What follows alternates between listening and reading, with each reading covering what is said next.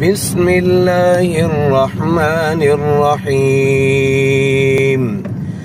أفلا ينظرون إلى الإبل كيف خلقت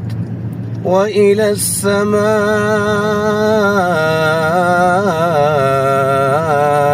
كيف رفعت